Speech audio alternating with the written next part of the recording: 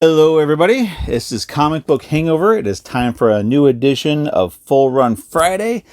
As I said yesterday on my weekly haul, weekly review video, this week, because the announcement was made previously, but because they put it in this week's Comic Shop News and it got me again excited about it happening, we're going to talk about Fables, and we're going to go through my Fables collection. Not all of it, because there's probably well over 200 books altogether in my Fables collection. So we're not going to do that, but we're going to go through the core Fables series today. It could be it'd be over 150 issues because there are some issues that got reprinted as the series went on. I want to picking those up as well, especially if they had new covers. But we're going to go through the entire run, a collection of amazing covers. More often than not, the covers of this series just were pieces of art unto themselves. I have a print collection I need to put in frames and hang up around the house because they just absolutely gorgeous. I also want to share, before we get into the meat of the meal, so to speak, I also have some hardcovers for Fables, Werewolves of the Heartland. Good stuff. All these books are good. It's been a long time since I've read any of them, but still, Fables is near and dear to my heart. I'm so excited about it coming back. But this is Werewolves in the Heartland. It's a Big B Wolf story. There is the Fables Encyclopedia, a great way for you to learn the ins and outs and the who's and what's of the Fables universe. Great stuff. The 1001 Nights of Snowfall. It's a sort of 1,000, the Arabian Nights, the 1001 Nights of Arabia, whatever it was. Something along those lines that focused on Snow White. Really, really good stuff. I also grabbed, when it was released, the prose novel, Peter and Max. A great book. It actually talks about the origin of the Pied Piper. And it doesn't really go in a direction you think it will at the beginning. Such a good story. So much fun. Such a good read that when they put it out in paperback form with a new cover, I want to pick that up as well. Actually, I think there's some artwork in here as well. Yeah. Some really awesome artwork. Even the back cover of this is great. So I have all of those. There's one more trade paperback that I'm going to show you guys, but that's going to be at the end of the video. So before we get this thing any longer than it's going to be, because we've got over 150 issues to look at, let's flip this camera around and let's talk about some Fables goodness. All right, and here we are. So my Fables collection is actually divided among two boxes because, as I'm sure I've mentioned before, I get these collection drawer boxes because I like being able to stack them up. They take less floor space and you still have access to all your books. But I was getting the long boxes, but they're no longer no longer viable for my collection and my space, and they're also kind of a pain in the butt to move when I do have to move them around. So I'm switching over to short boxes. Fables is actually is the only series right now that's divided. I got the first part of it in a short box, and the rest of it is in a long box.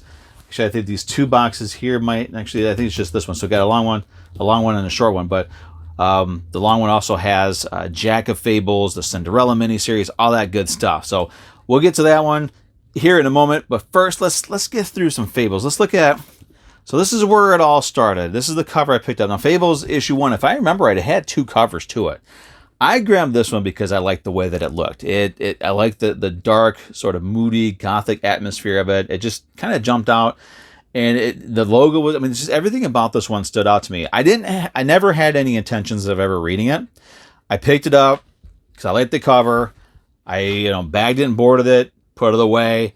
And what happened was I had a week. This actually I was out in, I think I was out in Portland when this came out. But I had a week where I didn't have any books going. And no, this came out in 2002, so I was still here in Jackson. So I didn't have any books to read, and not very many books to read, and so I figured, what the heck, why not? Sorry, I had to pause there. I had something come up, but I figured, what the heck, why not? I would read this issue, something to read. I needed to have a comic book to read, so I read it, and thinking, I'll just read the first issue and just be done with it. But I really enjoyed it, so I thought, what the heck, why not? I'll pick up the first storyline. But before we get to issue 2, they did a 25-cent reprint. I believe this was the other cover that came out. This also had the preview of the 1001 Nights of Snowfall graphic novel hardcover, 25 cent. And then as part of their, I know they did DC did a series of books where they were reprinting certain Vertigo titles as a $1 reprint. This one had a preview of the Peter Max novel. So I grabbed that one. And then there was the Vertigo Essentials. This feels kind of thick, but it's also first issue, new cover. I think this is a cover they wound up using for the trade as well when this one came out. So now we can get to issue 2. Now with Fables, the main story of Fables was all of the fairy tale characters that we know and love all lived in this area. They referred to it as the Homelands. And as the series began, we understood that something happened in the Homelands, and this entity they refer to only as the Adversary has started attacking everything and everyone and taking it over. And as a last-ditch effort to save their lives, the Fables wound up coming to our world, or what they refer to as the Mundi world, and they created this society, the city within a city, Fabletown, that was in New York, with the aid of the witches and magicians, the magic characters. They were able to put up a spell that would always prevent the Mundis, the humans, from going to Fabletown, because they wanted to be secret. They wanted to be basically be left alone and not deal with humans.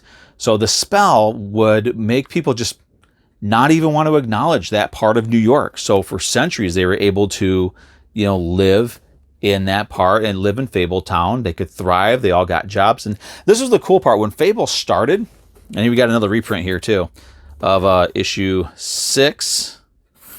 So this should actually be right here. So this is actually the original print for issue 6. Sorry, I don't know how that got mixed up.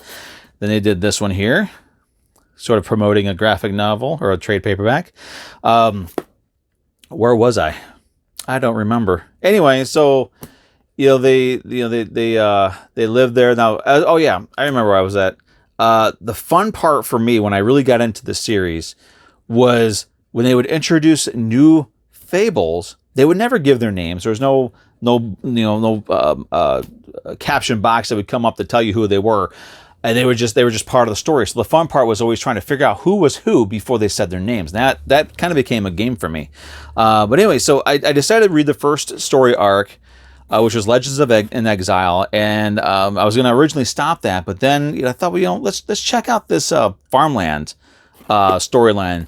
And I mean, the covers were just captivating to me. And we got introduced to new characters like Rose Red here, and just so much fun. So like, you know what? I'm just going to give in. I'm going to stick with it.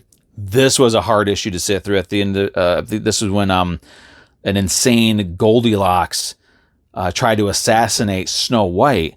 And this is actually where we found out that the Fables essentially are immortal. The way it works is, as long as their stories are told in our world, and as long as their stories are told, as long as they're loved and believed in, then the Fable that is the main character in that story basically has immortality. So like Snow White, everybody knows her story. Everybody's familiar with it. It's told over and over again. It's adapted and reprinted and all that sort of stuff all over the place. So she gets shot in the head. It took her some time, but she was able to fully recover from it.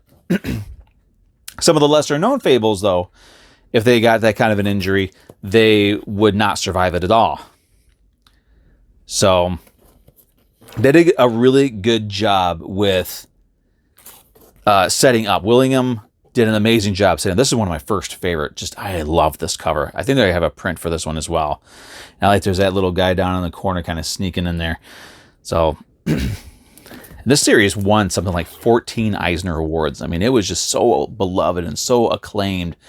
And for me personally, I thought it was just great that there was a series. It's one of the first series I got into that just everybody loved. And I liked how each issue, the cover format for each issue wasn't standard. You didn't always have the title across the top, and you didn't always have the issue number on the side or down here in the corner. Like here, this is the issue number here. You got to flip the book on an upside down angle in order to see the issue number. And I always thought that was kind of cool. It's like, where's the title? There's the title there, and there's the issue number right there. But as the series progressed, we got introduced to just all kinds of really neat new characters. Some of them were really neat and just fantastic characters. Some of them were complete sleazebags. Prince Charming was one character at the beginning of this series. He was a complete and total sleaze. But as the series progressed, he kind of became a decent person. And then you have characters like, there's issue 25. You have characters like Boy Blue. I did not like Boy Blue when he was first introduced in the series. I thought he was just a stupid character. But then when they went to war with the adversary in the homelands to try to take it back, then he really stepped up, and I was like, this character is really becoming one of my favorite characters. Then he died. It kind of happened that way with a lot of these characters. Another interesting, fun character was Big B Wolf. Now, Big B Wolf was in the homelands. He was the big bad wolf, which is where his name comes from, Big B for big bad wolf.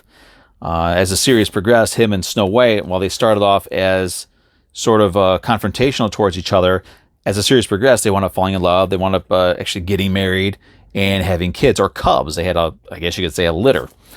They got into the backstory of him and his origin, and that was really interesting because in his origin, his mother was a wolf, but his father was the North Wind, which is where he inherited his ability to huff and puff and blow your house down. So, again, Bill Willingham did an amazing job setting these characters up, coming up with backstories. I honestly couldn't tell you how many of the backstories were based in truth. Let's see, there's Boy Blue right there. And that's the adversary, or, the representation of the adversary. And, he did a great job setting up the characters and their backstories and their relationships with each other. Cinderella, was, everybody thought she was kind of a ditzy airhead. She had a shoe store, and, she kind of played herself off as being sort of ditzy, sort of airheaded, but in reality, she was Fabletown's go-to person for if they needed, any kind of wet work done, if they needed somebody to go in and sort of assassinate or hunt down, or any kind of espionage, or, black ops, if you will. Cinderella, Cindy, was the person that they would send in, because she, over the centuries that she lived in our world, she studied every form of, espionage and spy tactics and techniques and torture and just everything. So she knew how to do everything. She is a kick-ass character. Now this one here, this is Fables number 41. That's Geppetto on the front cover.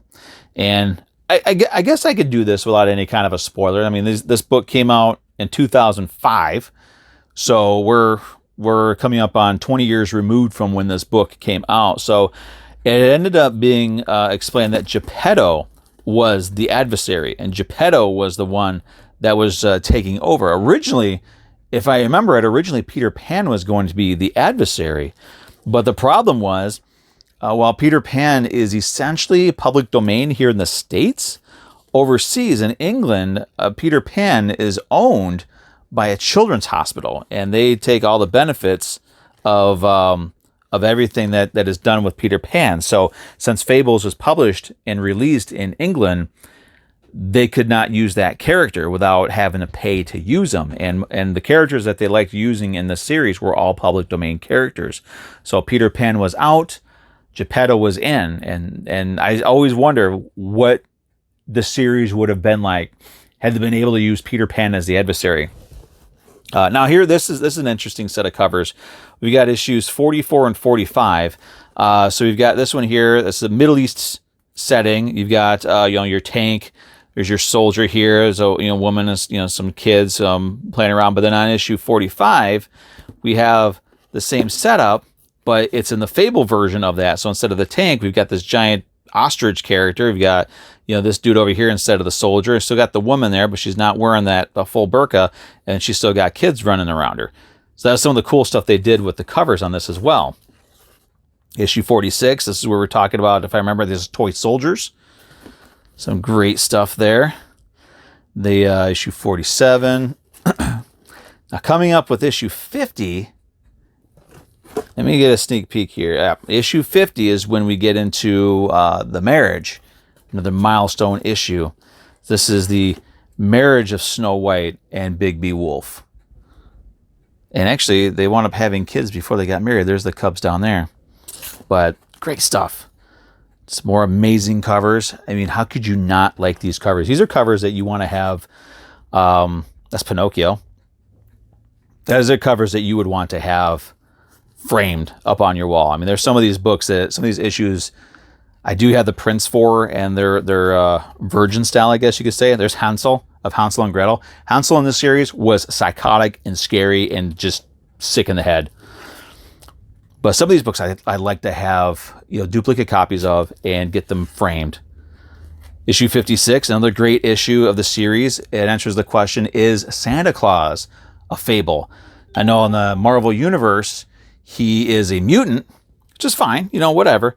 But in this one here, the cubs, Snow White and Bigby's kids, have a conversation with Santa Claus. And we find out that, yes, indeed, Santa Claus is a fable. There's some more there. There's the North Wind. Some great stuff. Issue 59. I think most of my Fables run is in this box here. There's the Frog Prince. He ended up being a janitor in Fabletown. And yep, we even got the Wizard of Oz characters in here. I love these covers. 63. And we're gonna be getting into an era where just the covers, already amazing covers, but they're gonna start just knocking it out of the park. I think that's Shere Khan. Some good stuff there. I mean, look at that. That's just gorgeous. This monster coming out of the waterfall, facing that knight, and there's even faces there on the rocks and ledges that he's standing on. There's faces. You can see all those faces there. That's some good artwork for a comic book cover. It's just gorgeous. I think this was the Death of the Frog Prince issue. More amazing stuff. The Farm Fables. Yeah, they had this area called the Farmlands in upstate New York where all the non-human fables, all the human fables were allowed to be in Fabletown. Because sometimes they would leave Fabletown into New York proper and they had to be able to blend in.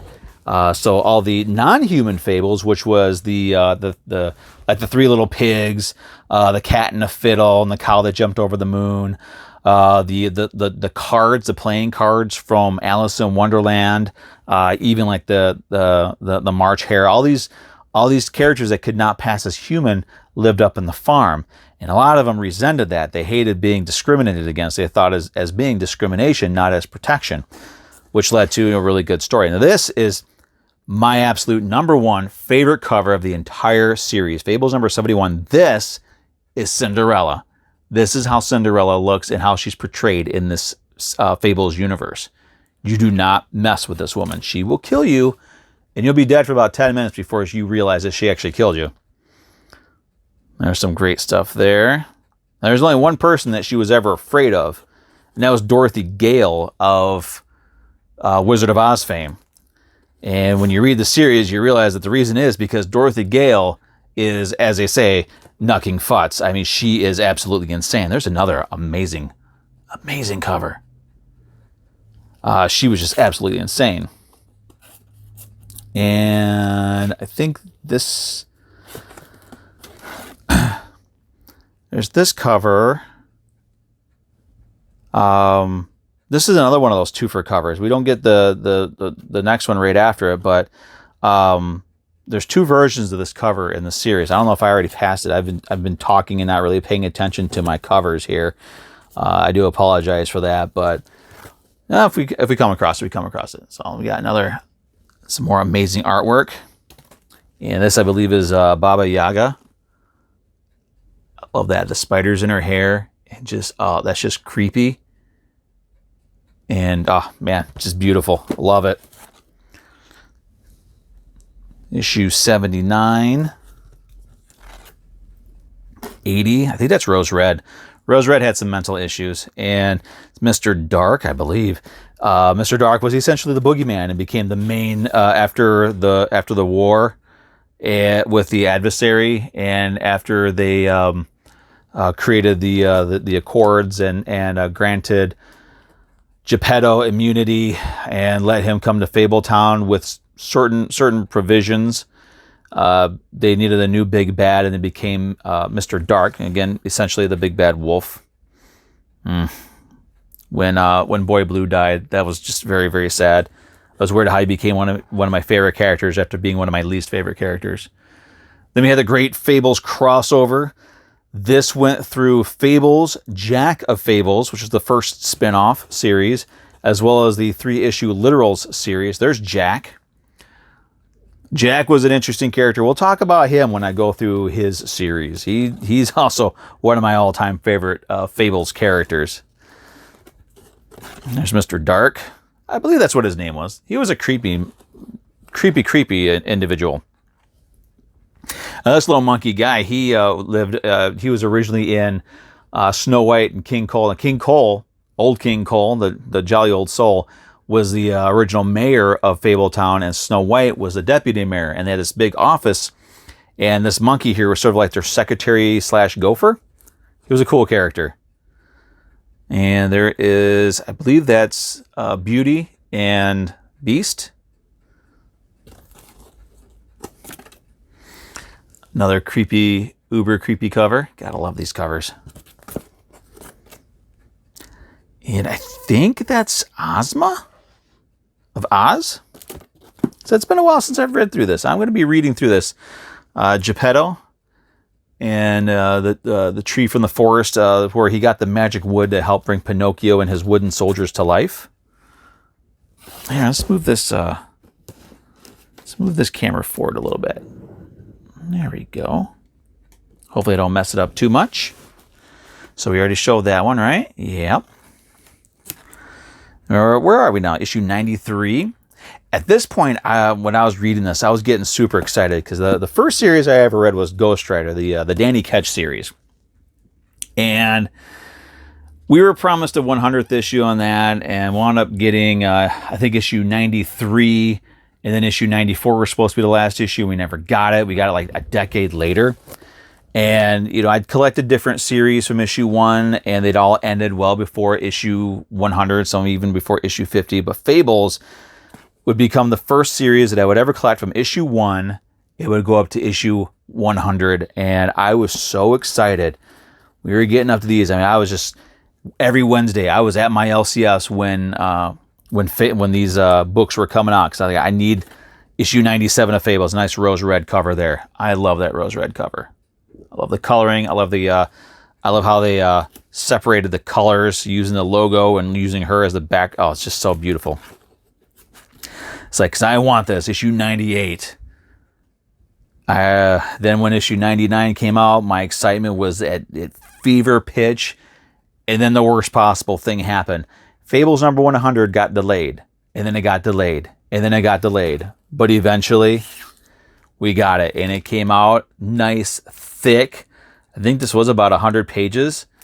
And, oh, man, I remember setting this up and just staring at it. I was like, this is it.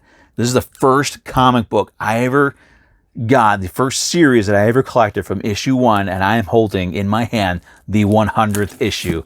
And, I don't know if that's, as special to anybody else as it is to me, but I loved it. It was a great moment for me. A milestone for my collection as well. All right, so we're almost done with this box. Got Fables 104. I think this box only goes up to Fables 108. There's sort of a takeoff of Death of Superman cover, Superman number 75. Yeah, this is when Ozma tried to put together a team of so-called superheroes for Fables. This is another. I think this is a Sleeping Beauty cover. I hate that there's so much glare on it because this is just beautiful, absolutely beautiful cover. This is one of those covers that no matter how many pictures and how good of a camera somebody has and they take a picture of it, there are no pictures that will do this cover justice. Absolutely gorgeous. Issue 108. I think this is when the Cubs, they try to learn some stuff from the North Wind. So that's it for this box. We're going to go ahead and pause this video. I'm going to get the next box out and we'll finish this up. All right. And here we go. This is going to be issues 109 through the end of the series. Now, because this box that I have my Fables in was actually part of my background here, I decided to put that little Fables encyclopedia book there to kind of, so there's no empty holes right there, you know? All right, so let's jump back into it. Got it, Fables number 109. Oh, man, such good times. And still doing some absolutely gorgeous covers with Fables. So, another Christmas issue.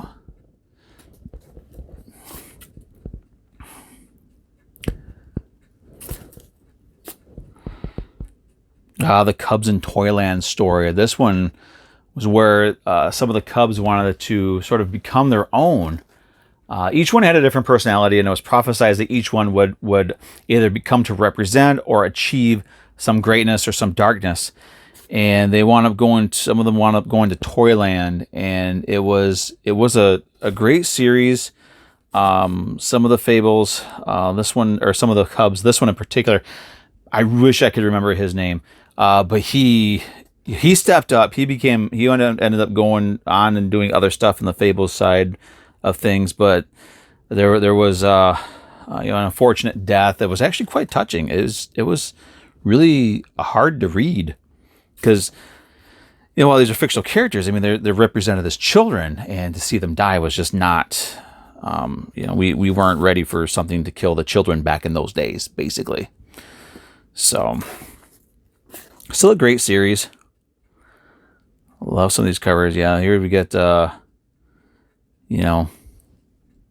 of his dead brothers. Issue 121. I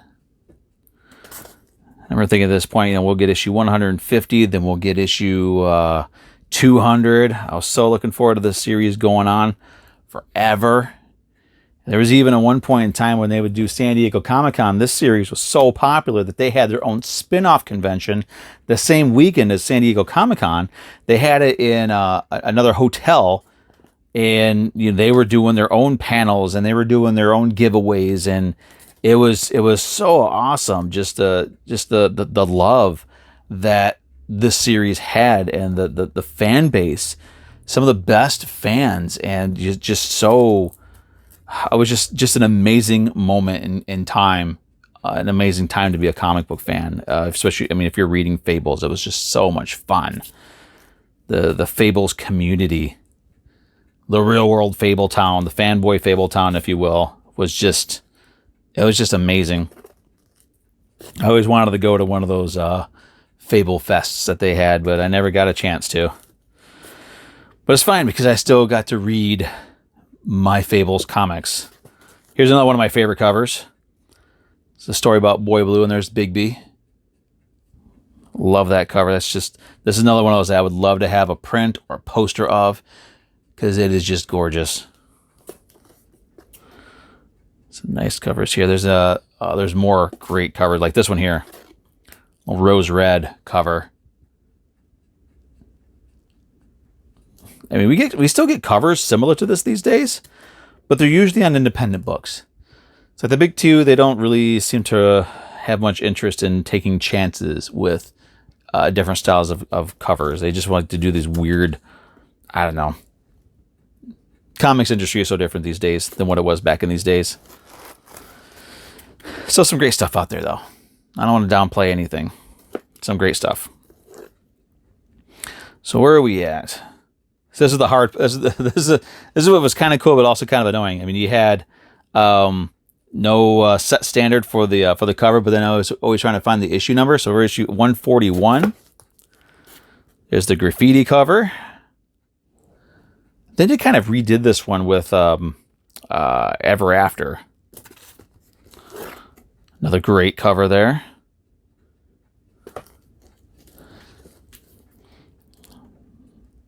Now we're getting near the end for Fables. Oh, this was an interesting. All the Vertigo covers. I know it was all the Vertigos. I don't think it was regular DC stuff, but they decided to do this cover gimmick where the cover was actually the first page of the story. So when you get it, you read the cover first, because that's your beginning right there, and then you open the book and you actually get to read the rest of the story. That was kind of cool. Another rose red cover. She was an interesting character too when she went insane, and it was just her interactions with Jack, as they had a fling. Actually, Jack kind of had a fling with everybody. It's issue 148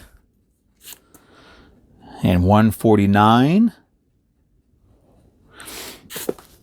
And for the final issue of Fables, which was issue 150, they did this. And the reason why this is not in the box is because this is not just the final issue of Fables. This is also volume 22 in the Fables trade paperback series. So they were able to set it up so that this doubles as our final issue and the final volume, which is kind of cool. But it also means I don't have issue 150 in the box. It's actually volume 22 on my bookshelf. But regardless, it's still great. It we get our wrap up of all of our characters. At the end of it, we get our last Snow Queen story, and there's the last Blossom story, the last Geppetto story. So they go out of their way to really wrap things up with Fables, and did a great job. Actually, I don't think I even read this whole thing, and I will now because it's coming back, but I never finished reading it because as long as I didn't finish reading it, the series never actually ended. Now, before I wrap this up, there's one more. Yep, this one here. The Last Castle was not part of. I mean, it's a trade paper, sort of a trade paperback, or I don't know what you would call that, but took place I think during the war. So this was a Boy Blue, Robin Hood, Rapunzel, Snow White. So it had a bunch of different characters in it and talked about the war. This took place within the Fable series, and they finally had their big war with the homelands and the adversaries. So that was a good read as well. So that's it. That's what we're going to talk about for Fables today, and that's because if I were to decide to go through the rest of my Fables books, there's a big chunk of Fables right there. So we've got Wolf Among Us, we've got Cinderella, we've got Ever After, we got Ferris, we got Jack, we've got the Literals, we got all kinds of stuff. And that's it. So we got this wrapped up in about a half an hour, which is kind of cool. So that's what I did for the Silver Surfer. I think there was a few more issues in this that I covered than I did in the Silver Surfer, and a lot more talking, because I mean there's a lot more to Fables as far as the story goes. But that's it. That's Fables Part 1. We're going to be doing more. Got like I showed you before, I got a bunch more, but super excited about the series coming back. I cannot wait. I guess it's going to be in May of next year. I'm so super excited. 12 more issues. But that's it. That's Full Run Friday for this week. We got Fables in the bag. Thank you for watching. I hope you enjoyed looking at these covers as much as I like sharing them with you. And if you haven't read Fables, definitely check it out. It's a series worth reading and rereading and rereading, because just so much going on in it. Some great characterizations, some great representations and stuff. So that's it. I'm going to wrap this up now because we've gone long enough. Looking at the timer here, we've got 34, almost 35 minutes. So everybody, thanks for watching. As always, please like, comment, subscribe, share these videos. Do what you do. And I appreciate everything that you guys do for me and your support. Thank you very much. Everybody have a great weekend. I'll see you all.